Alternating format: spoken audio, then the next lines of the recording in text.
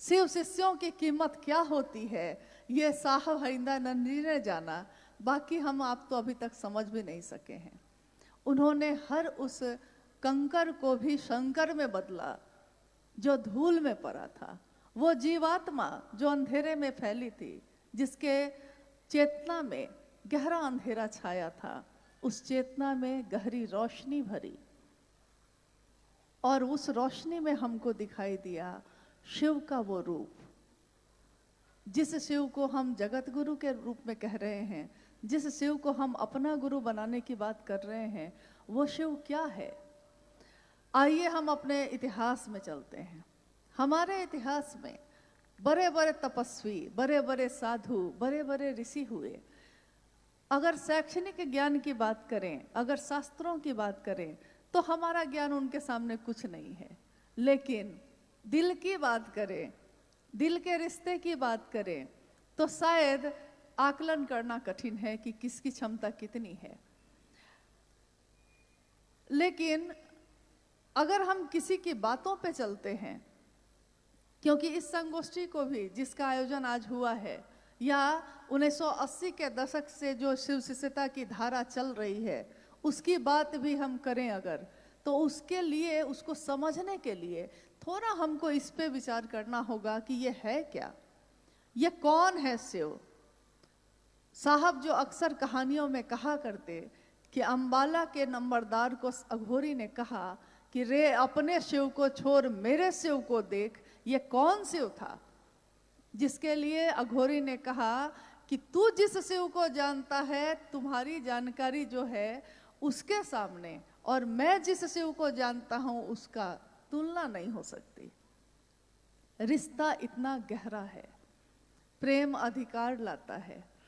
तो आते हैं हम लोग इस बात पे, महादेव के बारे में जितना भर हम जानते हैं, उसमें हम जानते हैं कि शिव ने इच्छा की और ये दुनिया बनी।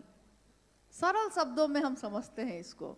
हमारी इच्छा भी होती है, आपकी इच्छा भी होती है, हम भी इच्छा करते हैं कुछ करने की, लेकिन हमारी इच्छा तुरंत या तो टूट जाती है या उसमें बल कम होता है। कुछ देर तक हम उस विचार पे, उस इच्छा पे खड़े रहते हैं। अगर इच्छा ठहर गई तो फिर उसका परिणाम गहरा होता है, लेकिन अगर इच्छा टूट गई तो फिर वहीं पे बात खत्म हो जाती है। शिव ने भी इच्छा की। एकमात्र ऐसे देवता, एकमात्र ऐसी सत्ता जिसके लिए कहा गया अघोर है वो। अघोर का अर्थ होता है जिसमें तरंगे नहीं हैं, जिसमें कोई उतार या चढ़ाव नहीं है, जिसमें कोई चंचलता नहीं है, स्थिर है, एक तरह से एक सीधी रेखा, शांत, अघोर। एकमात्र कहा गया शिव को, और अघोरा कहा गया शिव की शक्ति माँ काली को, जिनको प्रथम देवी भी 10 महाविद्या में प्रथम देवी हम कहते हैं माँ काली को, जो शिव की शक्ति हैं, और उनको कहा गया अघोरा। साहब ने बताया कि जब ये कल्पना करते हैं, जब ये सृष्टि बनी ही नहीं थी, जब ये दुनिया ही नहीं थी, कुछ नहीं था, शून्य था चारों तरफ, कहीं कुछ नहीं, और उस शून्य में, उस सन्नाटे में जहाँ कुछ भी नहीं है, शिव की शक्ति तो है, शिव तो है, क्योंकि काल से परे की देवी कहा जाता है काली को, काल के नियंत्रक देवता कहा जाता है महादेव को, तो शिव तो है। अब हम कल्पना करते हैं कि उस शिव ने, जिसकी समस्त शक्तियां सुषुप्तावस्था में हैं, सारी शक्तियां हैं लेकिन शांत हैं, अभी प्रकट नहीं हुई हैं। सारी शक्तियां शिव के साथ परम सत्ता में शांत भाव से सुषुप्तावस्था से है, और उसी में एक हलचल होती है। शिव की इच्छा एक जो है वो, एको हम बहुश्याम, मैं एक हूं, एक से अनेक हो जाऊं, और उन्होंने की इच्छा सृष्टि की। शीश इच्छा, शिव की इच्छा से जो सृष्टि बनी, उस सृष्टि में अब शिव ने इच्छा की, तरंग पैदा हुई, यानी कहीं कुछ नहीं है, अब हुई तरंग पैदा। तरंग जो पैदा हुई तो उसमें हमेशा ओम और नमः शिवाय की व्याख्या साहब ने जब भी की तो उन्होंने जो उसकी व्याख्या की है उसमें उन्होंने कहा है कि जैसे ही वो तरंग पैदा हुई, ध्वनि जो तरंगों के साथ ध्वनि जो सुनाई दी, जो प्रकट हुई, उस ध्वनि की आवाज थी अ ओ म। अगर एक साथ सुना जाए उसको तो उसकी आवाज गूंजती हुई ऐसी है जैसे हम बोलते हैं या उच्चारण करते हैं तो हम कहते हैं ओम, है वो अ उ म, यानी उत्पत्ति, स्थिति और लय, पैदा हो रही है, रह रही है और टूट रही है। अब उस सृष्टि में जो तरंग पैदा हुई है और उसमें जो आवाज हुई, इच्छा जो हुई है और सृष्टि बनी है, इसके बीच के अंतराल में ये आवाज है, ये ध्वनि है। इसीलिए ओम को कहा जाता है ध्वनि, यानी प्रणव मंत्र है वो। और सृष्टि जैसे ही बनी, अब बना आकाश, फिर बनी हवा, फिर बनी अग्नि, फिर बना जल, फिर पृथ्वी, मिट्टी, क्षिति तत्व।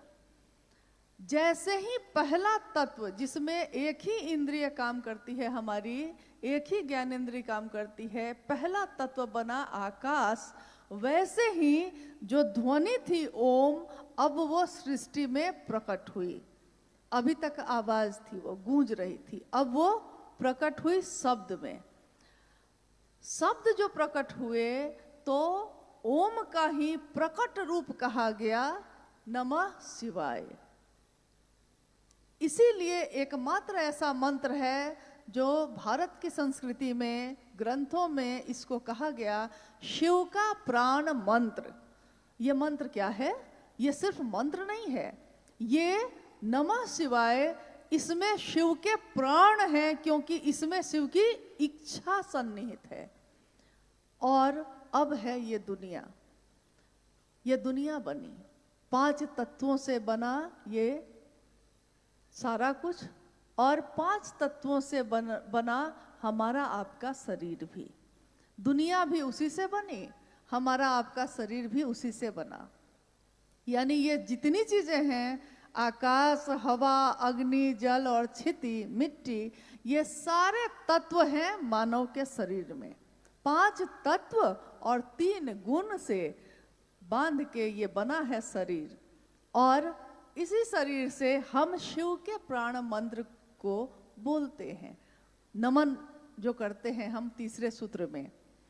और साहब हरिंदरानंद जी को जो मिला, श्वास पे नमः आया और शिवाय उतर गया। कल्पना कीजिए कि उस नमः शिवाय में कितनी ऊर्जा होगी, जो शिव के ही प्राण से निकली है और सृष्टि में सबसे पहले प्रकट हुई।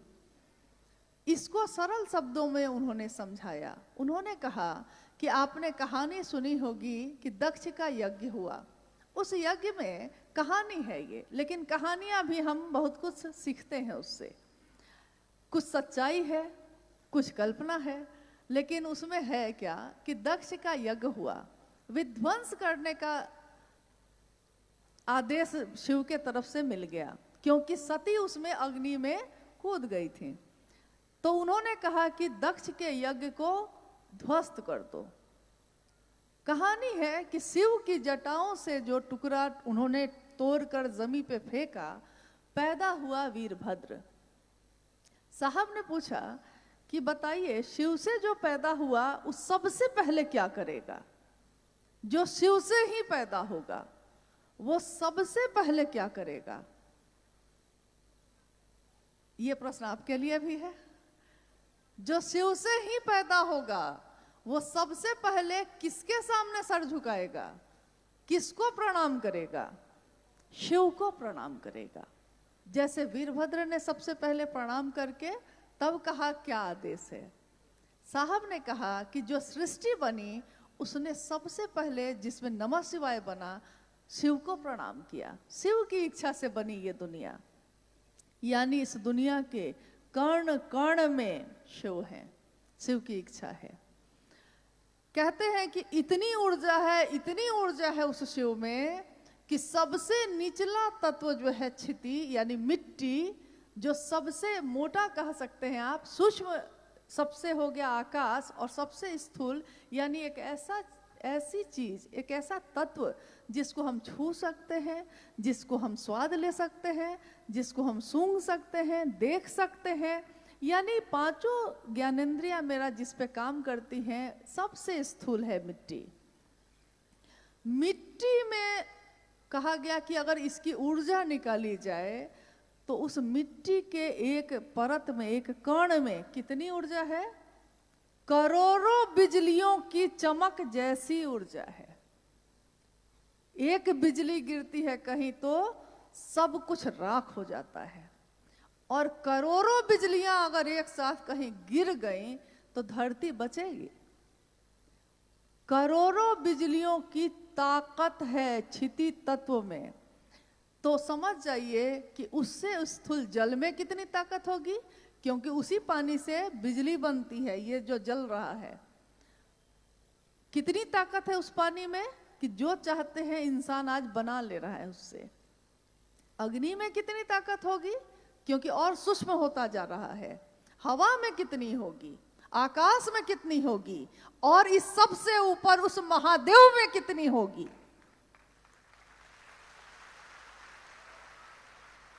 जिसकी मात्र इच्छा का प्रतिफल है ये, मात्र इच्छा। कहा जाता है उस महादेव को अगर हम लाख योनियां हमारी बीत जाएं, हम देखना चाहें तो महादेव को देख भी नहीं सकें, महसूस भी नहीं कर सकें। लेकिन असीम ऊर्जा, अनंत ऊर्जा, ऊर्जा के अक्षय स्रोत शिव को साहब हरिंद्रानंद ने, शिव के शिष्य ने, हमारे आपके जैसे अति सामान्य लोगों के दिलों में पहुंचा दिया। उस ऊर्जा को किस हद तक नीचे किया होगा उन्होंने कि हम उसको महसूस करते हैं। महादेव आप मेरे गुरु हैं, हे शिव आप मेरे गुरु हैं, मैं आपका शिष्य हूं, मुझ शिष्य पर दया कर दीजिए। ये पुकार हमारे हृदय से जो निकली है, इस पुकार में वो दर्द नहीं था शिव के लिए, कभी भी नहीं था। ये अलग बात है कि हजारों साल से शिव की पूजा होती है, हजारों साल से हमारे जीवन में अनेक संबंध है, हर संबंधों के लिए दिल नहीं धड़कता। हमारे परिवार में बहुत लोग होते हैं, सबके लिए दर्द महसूस नहीं होता। कितनी बार तो उल्टा होता है, अगर किसी को दर्द हो जाए तो मन सोचता है कि बड़ा अच्छा हुआ, बहुत बनता था। यानी हमारी तो ये स्थिति है। और शिव की ऊर्जा असीम है, अप्रतिम है, बेजोर है। अप्रतिम का अर्थ होता है जैसी दूसरी कोई प्रतिमा नहीं हो सकती, जिसका कोई जोर नहीं है, जिसके बराबर कोई दूसरी सत्ता नहीं है। उस असीम ऊर्जा का इस स्तर पे ले आना, तो आप कल्पना कीजिए, क्योंकि आज जब साहब हरिंद्रानंद जी शरीर में नहीं है तो हमको, आपको और अनेक लोगों को ऐसा लगता है कि वो नहीं है, लेकिन महसूस करने वाले जानते हैं कि और ज्यादा तीव्र गति से हैं, और ज्यादा ऊर्जावान हैं, और ज्यादा मदद दे रहे हैं, गति दे रहे हैं, तब हम चल पा रहे हैं, तब हम बोल पा रहे हैं। लोग समझते हैं कि शरीर में अगर वो ऊर्जा नहीं है मतलब कि ऊर्जा खत्म। तो हमारे गुरु शिव तो शरीर में शुरू से नहीं है, और उस शिव को इस धरती पे उतारने का काम जिन्होंने किया है, अब कल्पना कीजिए कि हम भी इंसान हैं, आप भी इंसान हैं, और इस धरती ने ऐसे ऐसे इंसान को पैदा किया है जिसकी उस समय जब वो धरती पे था तो धरती चमत्कृत होकर देखती थी उन लोगों को। कितने महान शासक हुए, कितने महान क्षत्रिय हुए, कितने महान लोग सिद्ध तपस्वी संत हुए, लेकिन बहार दिन है चंद रोजा, न चल यहाँ सर उठा उठा के।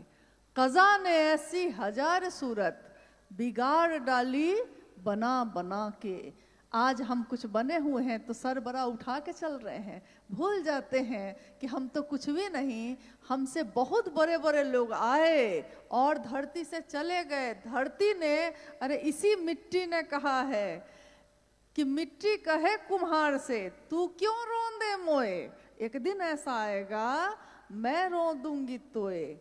तो हमारी क्या क्षमता है आप कल्पना कर लीजिए, शिव की क्या है, जितने ही भर हमारा दिमाग काम करता है उतने ही भर कल्पना कर लीजिए।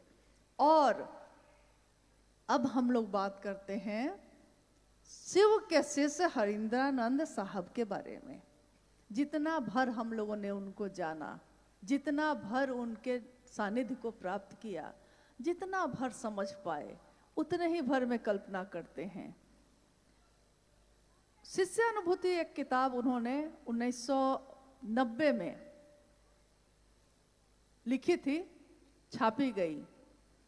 और आपको मालूम है उस किताब का मूल्य, शिष्यानुभूति का मूल्य जो पीछे लिखा गया, मूल्य था आपका शिव शिष्य होना। आज तक के इतिहास में ऐसा मूल्य किसी किताब, किसी ग्रंथ, किसी शास्त्र में लिखा हुआ नहीं मिलता। आपका शिव शिष्य होना, किताबें छापी जाती हैं, पैसे लगते हैं उसमें, लेकिन साहब हरिंद्रानंद जी ने उसका मूल्य जो मांगा हमसे, आपसे, हमारे जैसे अनंत लोगों से, असंख्य लोगों से जो मांगा, उसका मूल्य चुकाना सामान्य लोगों के बस की बात नहीं है, क्योंकि मूल्य बहुत बड़ा है। दिया जा सकता है अगर हम देना चाहें, अगर हमको जगत की और चीज़ों से फुर्सत मिल जाए तो हम दे सकते हैं इसका मूल्य। अब हम बात करते हैं शिव शिष्य हरिंद्रानंद साहब की। एक साधारण दिखने वाले, सामान्य, दुबले पतले बच्चे ने जन्म लिया था बिहार के सिवान जिले में अमलोरी नामक ग्राम में। 31 अक्टूबर का दिन था, तारीख थी, और दिन था दीपावली का। ये हम लोग जानते हैं। धरती पे जब उनका जन्म हुआ, 1947 में देश आज़ाद हुआ था। भारत देश उस समय आज़ाद हुआ था और अभी आज़ादी का जश्न चल ही रहा था। भारत नई करवट ले ही रहा था और जन्म हुआ साहब हरिंद्रानंद जी का 1948 में। जन्म से ही पता चलता है कि पूत के पांव पालने से ही पता चलते हैं। पूत आगे कैसा होगा ये झलक उसी समय से मिल रही है। कोई अगर देखना चाहता है तो देख लेता है, समझना चाहता है तो समझ लेता है। एक छोटे से बालक, हमारे आपके घर में जो बालक होते हैं ना, हमारे आपके घर में जो बच्चे होते हैं वो भी खेल खेलते हैं। वो अपने खेल में खेलते हैं कैरम बोर्ड, कबड्डी, लूडो, इसी तरह के खेल। साहब हरिंद्रानंद जी, बालक साहब हरिंद्रानंद जी क्या खेल खेलते थे? वो खेलते थे आंख बंद करके बैठ जाना और अपने साथ के बच्चों को बैठा के कहते कि आंख बंद करो, झूठ मूठ मंत्र पढ़ते और कहते कि अभी सोने का जहाज आएगा, सोने का जहाज आएगा, अभी मैं मंगवाऊंगा। खेल भी ऐसे, बड़े भी हुए तो इसी तरह की बात। संजोगवश उनके घर में कुछ घटनाएं जो हुई, जिसमें एक शिक्षक आए जो तांत्रिक भी थे, और लगभग सभी चर्चाओं में गुरु भाई गुरु बहन इस घटना को दोहराते रहते हैं हमेशा। अपने मन में इस बात का मंथन किया है कि विचार गहरे होते हैं तो भाव बनते हैं, भाव गहरे होते हैं तो प्रेम बनते हैं, और प्रेम गहरा होता है तो भक्ति गहरी होती है तो क्या होता है? क्योंकि जब हर चीज गहरी होती है तो उसका दूसरा रूप सामने आता है। तो जब भक्ति तक में मांगा गया है, शिव के लिए, शिव को किसी ने नहीं चाहा, शिव से चाहा, लेकिन शिव के शिष्य हरिंद्रानंद साहब ने शिव के लिए शिव को चाहा। और ये बात उन्होंने लाखों की भीड़ में भी कही, अकेले में भी कही। उन्होंने कहा कि मैंने शिव को शिव के लिए चाहा है, मेरी इसके पीछे कोई कामना नहीं है। न तो अर्थ धर्म मोक्ष और काम की है, न तो वितेषणा है, न तो लोकेशना है, न तो सम्मान चाहता हूं मैं, न मैं ये चाहता हूं कि कोई। देखिए भाई गिरिराज जी उस समय अपनी चर्चा में कह रहे थे कि साहब और दीदी ने कभी नहीं कहा कि मुझको पूजो। सच है ये, उन्होंने कभी नहीं कहा, क्योंकि भक्ति का चरमोत्कर्ष जब होगा तो भक्त मांगना छोड़ देता है, वो तो शिव के लिए जीता है। उन्होंने कभी नहीं कहा कि मुझसे मिलो, उन्होंने कभी नहीं कहा कि मुझको पूजो, उन्होंने कभी नहीं कहा। लेकिन ये उनका बड़प्पन है कि उन्होंने कभी नहीं कहा। हमें ही हो ना सका उनके कद का अंदाजा, हम समझ ही नहीं सके कि हमें कौन मिला, हम जान ही नहीं सके कि हम किसके पास बैठे थे। हमने उनका सचमुच में वो दर्शन किया ही नहीं जिसका दर्शन वो कराना चाहते थे। आज भी वो यही कह रहे हैं।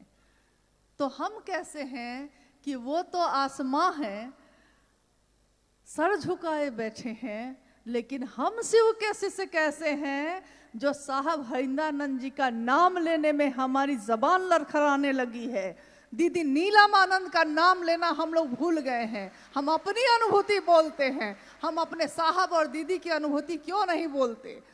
उन्होंने जिस शिव को दिखाया उस शिव की बात क्यों नहीं करते? उन्होंने जिस शिव को इतना अपना बनाया, इतना निकट किया, हम उसकी बात क्यों नहीं करते? कहते हैं जगत गुरु शिव का शिष्य जगत स्तर पे सोचेगा। संकीर्ण की बात करने वाले का मन संकीर्ण होता है, विराट की बात करने वाले का मन विराट होता है, और महादेव की बात करने वाले का मन कैसा होता है? महादेव की बात करने वाले का मन महादेव जैसा ही होता है, जो सबके लिए सोचता है, सबका भला सोचता है। जैसा शिव शिष्य हमारे वरेण्य गुरु भ्राता ने सोचा, उनसे ज्यादा हमारा शुभ, उनसे ज्यादा हमारा कल्याण किसने सोचा? किसी ने थोड़ी सी मदद की, लेकिन किसी ने आत्मबल इतना नहीं बढ़ाया कि आज हम पॉकेट में कुछ नहीं है फकीर हैं अगर हम, लेकिन मिजाज तो अमीरी का है। फकीरी में भी अमीरी का मिजाज लाए हैं। ये किसने दिया? कहते हैं कि शिव को गुरु बना के हमने क्या पाया? हमने पाया कि हम दुनिया की जो चीजें हैं अब हमारे लिए किसी काम की नहीं। गुरु भोग और मोक्ष देते हैं, अभिन्न रूप से देते हैं। शिव गुरु जो चाहता है उनका शिष्य उसको वो देते हैं, और इसके प्रमाण हैं, इसकी अनुभूतियां हैं, लोगों को प्राप्त हुई हैं, लोगों ने प्राप्त किया है। जितने भी लोग आए अभी, किसी ने यह कहा कि जब मैंने शिव को अपना माना तो मेरा इस लौकिक जीवन में और मेरे पारलौकिक जीवन में परिमार्जन नहीं हुआ। किसका नहीं हुआ? साहब ने हमेशा कहा कि अरे महादेव के लिए इतना तो करो। महादेव ने, जब से तुमने महादेव के लिए इतना ही भर कहा है कि शिव तुम मेरे हो, अच्छा पहनने लगे, अच्छा खाने लगे, अच्छा जीवन जीने लगे। शिव विसंगतियों में संगति की स्थापना करते हैं। शिव न्यूनतम व्यवस्था में रह के भी सुखी रहा जा सकता है, इसका उदाहरण है। इसीलिए उन्होंने एक आवाज दी कि बनना है तो शिव बनो, बनो तो शिव, जियो तो शिव, रहो तो शिव। ये बात आज तक किसी ने नहीं कही। इतनी खूबसूरत है ये बात, इतनी अद्भुत है, इतनी कहते हैं कि जानलेवा है, लगता है कि प्राण निछावर कर दे। जब यह देश आजाद हुआ था, हमारे देशभक्तों ने अपने शरीर का दान करते करते, माँ भारती पे अपने शरीर को न्यौछावर करते करते यह गीत गाए थे, कर चले हम फिदा जानो तन साथियों, अब तुम्हारे हवाले वतन साथियों। साहब हरिंदानंद जी ने आध्यात्म की धरती पे जाति, धर्म, लिंग, वर्ण, समाज, दुनिया, देश, सारी सीमाएं तोड़ दी। सर्वमय मन का भैरव, उन्होंने कहा आपका मन जब भैरव बनता है तो दैविक, दैहिक, भौतिक तीनों तरह की सीमाओं का तट तोड़ देता है, सर्वमय होता है, सबके लिए होता है, सबके साथ जीता है, सबका अच्छा सोचता है। तो उन्होंने देश की सीमाएं भी तोड़ दी और सबके बीच एक ही बात का आह्वान किया।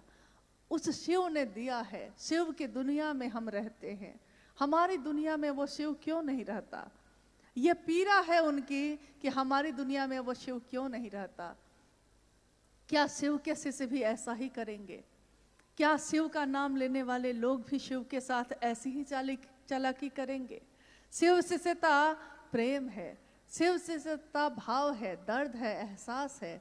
शिव शिष्यता तालीबाजी नहीं, शिव शिष्यता व्यापार नहीं। हम अपने बेटे का व्यापार नहीं करते, हम अपने पति का व्यापार नहीं करते, हम अपने माँ बाप का व्यापार नहीं करते। जिसको भी हमने कहा है कि वो मेरा है, हम उसका व्यापार नहीं करते।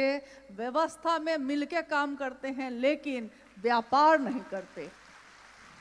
और जितना भर आपने साहब और दीदी का सानिध्य प्राप्त किया है माँ नीलमानंद जी के साथ इस लौकिक जीवन में, 3 वर्षों तक ही मैं रह सकी, लेकिन उनके उन 3 वर्षों में मैंने जो उनको जाना, जितना भर जाना, क्योंकि वो भगवती स्वरूपा, उनको मैं कितना जान सकूंगी? कोई उनके पास रह के भी उनकी शक्ति का क्या आकलन करेगा? जान न सका। लेकिन जितना भर जाना, ममता की मूर्ति क्या होती है, ये बनती है। जब ये मूर्ति बनती है तो उसका चेहरा होता है नीलमानंद की तरह, राजमणि नीलमानंद की तरह। ये पोषित करने वाली माँ शिव शिष्यों को, शिव शिष्य एक परिवार है, शिव शिष्य परिवार, इस परिवार के हर सदस्य का पोषण देने वाली वो माँ, उसने अपना सर्वस्व न्यौछावर किया। साहब हरिंद्रानंद जी ने अपने लौकिक कामनाओं की, अपने आकांक्षाओं की, अपने जीवन की छोटी छोटी खुशियों को न्यौछावर कर दिया अपने महादेव के। क्या उनका एक छोटा सा परिवार नहीं था? क्या उनके बच्चे नहीं थे? क्या उनकी पत्नी, उनके माँ बाप नहीं थे? थे। लेकिन उन्होंने कहा कि मैंने शिव के लिए किसी से समझौता नहीं किया, मैंने शिव के लिए सबसे ज्यादा शिव को चाहा, इतना चाहा कि सारे रिश्ते हल्के हो गए। और इतना चाहने के बाद उन्होंने कहा कि कर चले हम फिदा, हमारे सांसों में आज है वो, हमारी बातों में है। शिव की बात जहां भी चलेगी, बड़ी सुंदर पंक्ति है गीत की, हुस्न की बात चलेगी तो सब तेरा नाम लेंगे। शिव शिष्यता की बात चलेगी, हजारों साल बाद भी चलेगी, तो किसका नाम लेगा लोग? उन्हीं का, उन्हीं साहब हरिंद्रानंद जी का। तो उन्होंने न्यौछावर किया और कहा कि शिव शिष्यता में कोई वरीय नहीं होगा, कोई श्रेष्ठ नहीं होगा, कोई अगुआ नहीं होगा, कोई मार्गदर्शक नहीं होगा। कौन होगा? एकमात्र हमारे गुरु शिव हैं, जो अगुआ भी होंगे, गुरु भी है, ईश्वर भी है, मार्गदर्शक भी है, सब कुछ है। सब कुछ वो शिव स्वयं है। ज्ञान देने के कारण तू शंकर है। संभवे गुरुवे नमः। इन सारी पंक्तियों से तो ये दुनिया प्रदीप्त थी, लेकिन हमारे दिलों में ये नहीं धड़का था।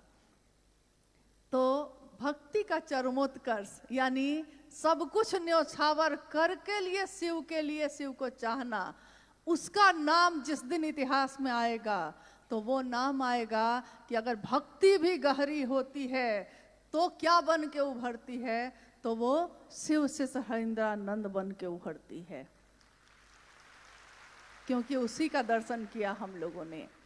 अब इस संगोष्ठी का, जैसा कि आप जानते हैं, चूंकि भारत के विभिन्न राज्यों के गुरु भाई गुरु बहन इसमें शामिल हैं, नेपाल के भी गुरु भाई गुरु बहन शामिल हैं, और ये दोनों देश हिले मिले हैं, मित्र हैं, एक दूसरे के यहाँ ऐसे आते जाते रह जाते हैं। तो मिलके ही हमने हमेशा महादेव का काम जगत स्तर पे किया है। दोनों देशों के रहने वाले लोग भारत के अलावा, नेपाल के अलावा विश्व के अनेक देशों में रहते हैं, और सबके द्वारा महादेव का काम लगातार चल रहा है, हो रहा है। इस संगोष्ठी का एकमात्र उद्देश्य है कि जो साहब हरिंद्रानंद जी ने चाहा, जो उन्होंने चाहा है, जैसा चाहा है, हम सभी मिलके चले। अब हमारे पास दो रास्ते हैं। एक रास्ता ये है कि हम सब मिलके एक दूसरे का पैर खींचें, हम सब मिलके एक दूसरे का रास्ता रोकें, चलने नहीं दें किसी को, न खुद चले न किसी को चलने दे। ये एक रास्ता है जो ज़्यादातर सामान्य लोग करते हैं। और दूसरा रास्ता है कि हम सब मिलकर एक दूसरे की इतनी मदद करें कि चाहे जो आगे बढ़ के चले उसकी मदद कर दे, ताकि वो और आगे चले और आगे चले और आगे चले, और जगत गुरु शिव की शिष्यता जगत के एक एक व्यक्ति के दिल में गूंजे, सचमुच में, यथार्थ में, बोली में नहीं, भाषण में नहीं, सचमुच में हो। अब आप लोगों से पूछना है क्या करना है। जीवन एक ही मिला है, ये आगे पता नहीं क्या होगा। इस पार प्रिय मैं हूं तुम हो, उस पार न जाने क्या होगा। तो इस पार प्रिय जो मैं हूं और तुम हो, और इस पार जो भगवान शिव की शिष्यता मिली है, इस पार जो हमने साहब और दीदी का दर्शन किया है, ये दुनिया तो बड़ी खूबसूरत है, उधर का नहीं मालूम कैसा होगा। तो इस दुनिया में हम सब मिलकर क्या करेंगे, क्योंकि ये बहुत बड़ा मुद्दा है आज। सब मिलके क्या करने वाले हैं, हम सबका संकल्प क्या होगा। ऋग्वेद पहला वेद है धरती का। ऋग्वेद की अंतिम ऋचा यह कहती है, हमारी सभा एक हो, हमारे हृदय में जो भाव संचरित होते हैं वो एक हो, हमारी सोच एक हो, हमारी बोली एक हो। हम लोग जितने लोग यहाँ बैठे हैं, या वो सारे लोग जो आज सुन रहे होंगे, क्या किसी ने भी साहब हरिंद्रानंद जी की बातों को छोड़कर दूसरी बात को दोहराया है कभी? शिव जगत के गुरु हैं, मेरे हैं, आपके हो सकते हैं। ये किसने कहा? उन्होंने कहा। 3 सूत्रों का निरूपण, 3 सूत्रों के द्वारा हमारा मन शिव के लिए आवेशित हो सकता है और होता है। ये किसने कहा? उन्होंने कहा कि अगर ये 3 सूत्र करते करते हमारा मन शिष्य भाव से भर जाए तो उसके बाद ये 3 सूत्र करने की भी आवश्यकता नहीं होती, क्योंकि जब जो काम हो ही रहा है अनायास, तो उसके लिए अलग से प्रयास क्या करना। साइकिल चलाना सीखा था तो गिर गए थे बहुत बार, आज जो बार बार गिरते हैं उठते हैं, अब चलाना सीख लिया है तो साइकिल चल रही है। फोन पे बात करते करते साइकिल चल रही है, और एक दिन साइकिल चलाने के लिए बार बार गिरे थे। तो आज नमः शिवाय करते हैं तो मन भटक जाता है, दया मांगते हैं मन भटक जाता है, शिव चर्चा करना चाहते हैं समय नहीं मिल पाता, बातचीत नहीं हो पाती, माहौल नहीं बन पाता, ऐसी समस्याएं आती रहती हैं। लेकिन अगर ये तीनों सूत्र नहीं होते तो हम लोग शिव से क्या करते? साहब हरिंद्रानंद जी के जीवन में 3 सूत्र नहीं थे। उन्होंने क्या किया था? उन्होंने सिंहेश्वर मंदिर से में उस शिव से दया की याचना ही की थी। 3 सूत्र उनके जीवन में नहीं थे, लेकिन उन्होंने शिव से दया मांगी थी। बुढ़ऊ इज्जत रखी है, और शिव ने उनकी इज्जत रखी। साहब ने शर्त बनाई, जैसे आप दिखते हैं, जो तस्वीरों में हैं या आदमी के भेष में, आएंगे नहीं सीखूंगा, अब जो आप बताएंगे वही सीखूंगा। इन 3 सूत्रों को छोड़ के, ये 3 शर्तों को छोड़ के नमः शिवाय सा विधि उनके सांसों पे उतर गया। किसकी सांस पे उतरा ये शिव का प्राण मंत्र?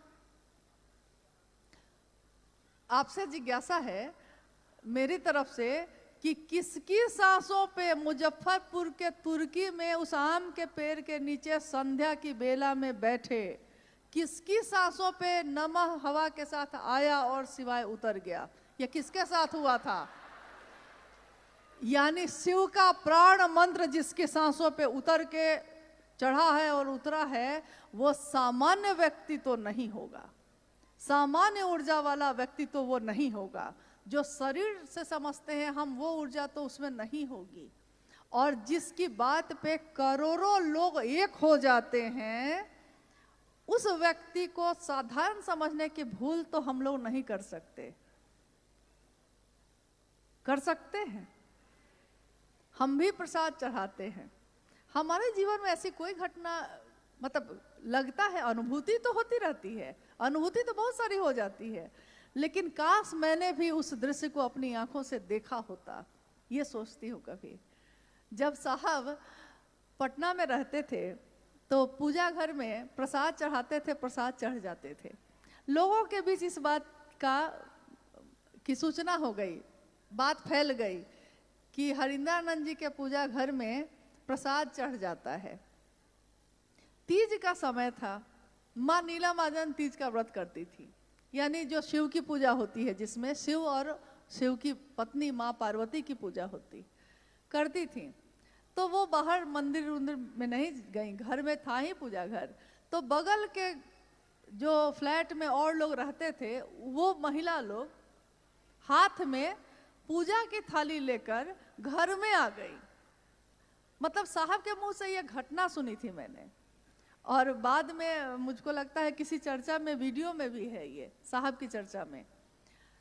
तो थाली लेकर वो घर में आ गई। तो उन्होंने कहा कि मैडम, दीदी नीलम आनंद जी को कहा कि मैडम आप नहीं आई मंदिर, तो हम लोग सोचे कि हम ही लोग पूजा की थाली लेके आ जाते हैं, क्योंकि हम लोग सुना है कि आपके घर में भी तो पूजा घर में प्रसाद चढ़ जाता है। तो माँ नीलम आनंद जी ने कहा कि हाँ चढ़ता तो है, लेकिन अब आप लोग क्या चाहते हैं? तो जी हम लोग चाहते हैं कि हम लोग भी यहीं चढ़ा लेते हैं। उस महिला ने कहा कि चढ़ा लेते हैं। माँ नीलम आनंद ने कहा कि सामने पूजा घर है, जाइए। वो थाली लेकर पूजा घर के तरफ बढ़ी, और जैसे जैसे थाली लेके वो बढ़ रही है, उसमें से प्रसाद जो है वो अब गायब होते जा रहे हैं। प्रसाद उसमें से इतना दूर दिखता है, फिर गायब हो जा रहा है।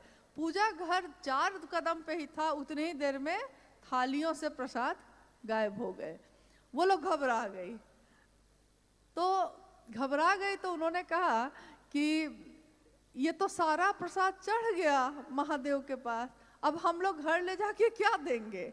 तो माँ ने कहा कि आपने जिस भाव से कहा कि महादेव को चढ़ाने जाते हैं, उस भाव से मैंने भी कह दिया कि ठीक है जाइए चढ़ा दीजिए। तो महादेव की सत्ता ने ग्रहण कर लिया। अब हम लोगों ने जब ये सुना था, इतना हंसे हम लोग ने कहा साहब से कि बताइए, अगर हम लोग को ये पता चल जाए कि महादेव प्रसाद खा जाएंगे, तो हम में से कितने लोग अच्छी अच्छी मिठाई खरीदेंगे? क्योंकि अच्छी मिठाई हम ये चुन के लेते हैं कि पति को कौन वाला पसंद है, पत्नी को कौन वाला पसंद है, बच्चा को चढ़ाते हैं महादेव को, लेकिन पसंद अपनी रख के, ताकि चढ़ाने के बाद खाएंगे हम खुद। तो साहब ने कहा कि अरे एक घटना और हो गई थी। एक व्यक्ति थे, बाद में शायद विधायक थे उस समय, तो वो घर पे आए। उन्होंने कहा कि हरिंद्रानंद जी, सुनते हैं आपके पूजा घर में जो चढ़ाते हैं चढ़ जाता है, तो मैंने आज एक रेमंड की बहुत सुंदर चादर खरीदी, तो मैंने सोचा कि महादेव को चढ़ा के और फिर हम इसका प्रयोग कर लेंगे, हम इसका यूज कर लेंगे। साहब ने कहा चढ़ा दीजिए। छोटी सी एक खिड़की थी पूजा घर में, जैसे ही वो चादर ऐसे लेके बढ़े, खिड़की से हवा के झोंके के साथ चादर उड़ी और ये ले वो ले हवा में गायब हो गई। अब वो तो एकदम बिफर गए। उन्होंने कहा कि कोई तंत्र मंत्र लगता है आपने कर रखा है। कि मैं तो सोचा था ये क्या हो गया, माथा पकड़ के बैठ गए। अब साहब ने सोचा कि अगर इसको कोई चादर नहीं देंगे तो भाई ये तो अभी से बना भी नहीं है, पता नहीं मन ही टूट जाएगा इसका, दूसरा कहेगा कि अब से कभी महादेव को कुछ चढ़ाएंगे ही नहीं। तो उन्होंने कहा नीलम, अगर बक्सा में कोई चादर है तो निकालो, इनको दो। तो बक्से में एक चादर थी, माँ नीलम आनंद जी ने निकालकर उनको दे दी। अक्सर हम लोग ये कहते कि अगर हमसे सचमुच महादेव ग्रहण करें, यानी कि भाव ग्रहण करते हैं वो, लेकिन अगर वो चादर ग्रहण कर लें तो हम लोग कौन सी चादर चढ़ाएंगे? सबसे सस्ता वाला। क्योंकि पूजा में ऐसा ही होता है, भाव में भी कभी कभी हम लोग ऐसा ही कर देते हैं। दुकान में जाइए, दुकान वाला पूछेगा आपसे सारी खरीदनी है, अपने लिए कि किसी को देना है कि पूजा में करना है। ये 3 कैटेगरी में है। अपने लिए मतलब कीमती से कीमती साड़ी दिखाएगा, क्योंकि आप अपने लिए तो कुछ भी ले सकते हैं। दूसरे को देना है तो हम लोग कहते हैं कि साड़ी देखने में सुंदर होनी चाहिए लेकिन कीमत कम हो, कम दाम में, देखने में महंगी हो, ऐसा चीज दीजिएगा, तो वो वैसा ही देता है। फिर कहता है कि और क्या चाहिए, तो पूजा के लिए चाहिए, तो उसको मालूम है कि पूजा के लिए वो व्यवस्था अलग ही रखता ही है, तो उसको मालूम है कि पूजा के लिए लोग यही लेंगे। जिस दिन हमको ये पता चल जाए कि महादेव क्या ग्रहण करते हैं, तो हम महादेव के लिए क्या लेंगे, क्या देना चाहेंगे, तो लौकिक चीजों को तो महादेव लेते ही नहीं है। वो तो भाव है, आपने वो चीज को थोड़े लिए थे, उनको चादर का क्या काम, उनको मिठाई का क्या काम, आपने भाव दिया, ग्रहण हो गया। अब हम जो भाव देंगे वो महादेव ग्रहण कर लें, बस इतनी ही चाहत हम लोग की है। तो जिज्ञासा भी है सर, नहीं ना, जिज्ञासा नहीं है ना, क्या है? हाँ, समय का अभाव है और बहुत लोगों की ट्रेन भी है, जैसा पता चला है हम लोग को, समय का भी अभाव है। और जिज्ञासाएं तो हमेशा हुई हैं, बिना जिज्ञासा के भी कुछ संगोष्ठी, कुछ कार्यक्रम होने चाहिए। जब प्रेम हो जाता है तो व्यक्ति मौन हो जाता है। यानी शास्त्रों ने कहा है कि एक वट वृक्ष के नीचे युवा गुरु बैठे हैं, उनके चारों तरफ वृद्ध शिष्य बैठे हैं। गुरु भी मौन है और शिष्य भी मौन है, लेकिन गुरु के मौन होने से शिष्यों के मन का संशय विनष्ट हो रहा है। तो आज जो है हम सभी शिष्यों के मन का संशय विनष्ट हो जाए, यही अपने गुरु शिव से कामना है। आशीर्वाद मांगती हूँ अपने साहब से और माँ नीलम आनंद जी से कि शिव से एक ऐसा कीर्तिमान इस जगत में रहते हुए गढ़ें कि चले हिमालय के शिखरों पर। हिमालय के शिखर पे सुना है कि शिव रहते हैं। कैलाश कहाँ है? जहाँ महादेव रहते हैं। महादेव कहाँ है? जहाँ कैलाश है। तो चढ़े हिमालय के शिखरों पे, अब भी ऊपर चढ़ना है हमें। हिमालय के शिखरों पे नया हिमालय गढ़ना है। साहब हरिंदानंद जी और दीदी नीलम आनंद जी के प्रति सच्ची कृतज्ञता हम शिव शिष्यों की यही होगी कि उनकी बात पे सभी शिव के शिष्य एक हों। ये आवाहन है शिव शिष्य हरिंदानंद साहब का कि मेरी बात पे भरोसा करना और महादेव के काम में एक दूसरे का साथ देना।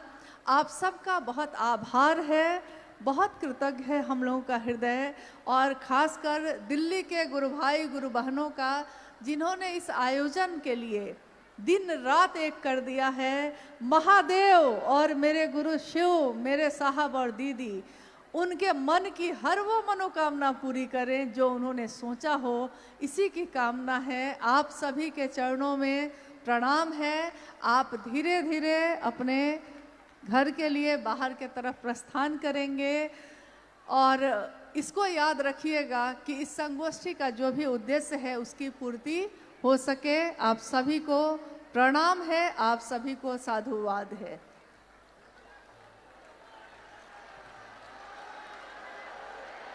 आप सभी